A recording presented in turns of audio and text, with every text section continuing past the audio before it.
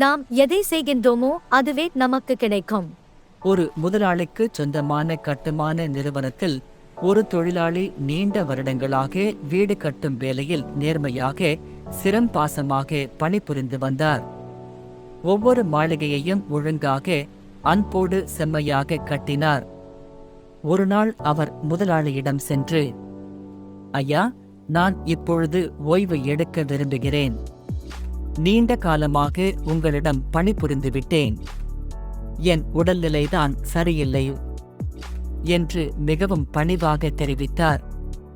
அதை கேட்டு முதலாளி சற்று சிந்தித்தார். பிறகு அவர் கூறினார், நீ என்னிடம் இதுவரை மிகவும் நேர்மையாக வேலை செய்தாய். இன்னும் ஒரே ஒரு மாளிகை மட்டும் கட்டித் தர வேண்டும். அதற்கு பிறகு நீ ஓய்வு எடுக்கலாம். அதை கேட்ட தொழிலாளி மனத்தில் வருந்தினார். கடைசி நேரத்தில் கூட ஓய்வு எடுக்க விடவில்லை. சரி, கடைசி தரவேண்டிய மாளிகையாவது கட்டிவிட்டு போய்விடலாம் என்று சிந்தித்து வேலைக்கு துணிந்தார். ஆனால் அந்த மாளிகையை கட்டும் பொழுது அவர் மனம் முழுவதும் ஆற்றல் இல்லாமல் இருந்தது.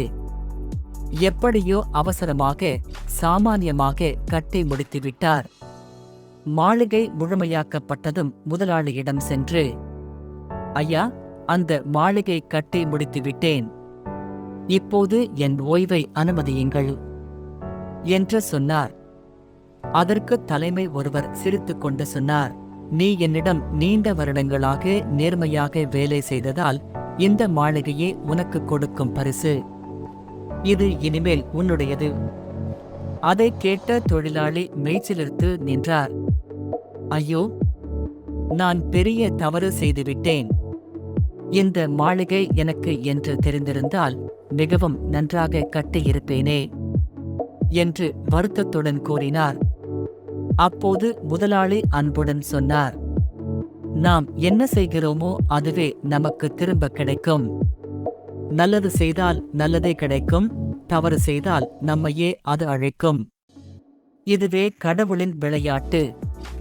அந்த வார்த்தைகள் தொழிலாளி மனத்தில் ஆயுள் முழுவதும் பதிந்துவிட்டன.